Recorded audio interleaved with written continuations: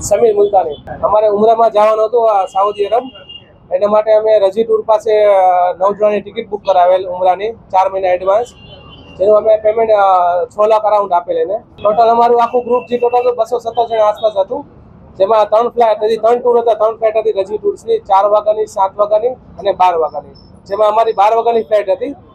અહીંથી સવારે રજીવાળા સાથે વાત થઈ કે તમે ટર્મિનલ ટુ અમદાવાદ એરપોર્ટમાં પહોંચી જાઓ 7 વાગ્યા લગી. ત્યાં જઈને પહોંચ્યા મળ્યું, ત્યાં કોઈ હતું જ નહીં. ત્યાં કોઈ કોલ ના ઉપાડ્યો, બધાના ફોન સ્વિચ ઓફ આવ્યા. પછી એમને વાયા ખબર પડી કે આ લોકો જે છે એ ફરાર થઈ ગયા છે બધાની પેમેન્ટ લઈને, એનો કોઈ પતો નથી.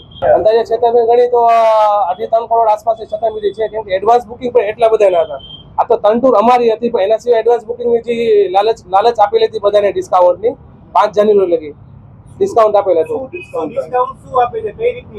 લાલચ એવી આપી હતી કે 5 જાન્યુઆરી પહેલા તમે ટિકિટ બુક કરાવો તો તમને 15,000 20,000 એવું ડિસ્કાઉન્ટ તમને યાત્રા ઉપર આપવામાં આવશે.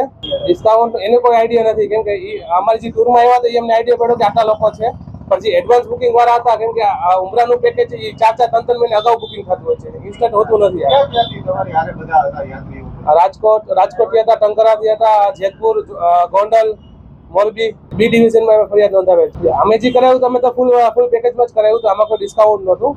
પણ આ લોકોને ભાગવાનો પ્લાન એવો છે, 4 જાન્યુઆરી બધું સ્કેમનો પ્લાન હશે, તો તે માટે 4 જાન્યુઆરી એન્ડ આપીને ત્યાં નવી સ્કીમ બહાર પાડે. ત્યારે આ પેકેજ અલગ અલગ પ્રાઇસમાં હોય છે. 60,000 થી લઈને 1,30,000 લગીનું આમાં બધા ઇન્ક્લુડ હતા. 200 જણામાંથી ઘણાને 2 કન્ટ્રી હતી, ઘણાને 1 ખાલી સાઉદી અરેબિયા જ હતું, મક્કા મદીના.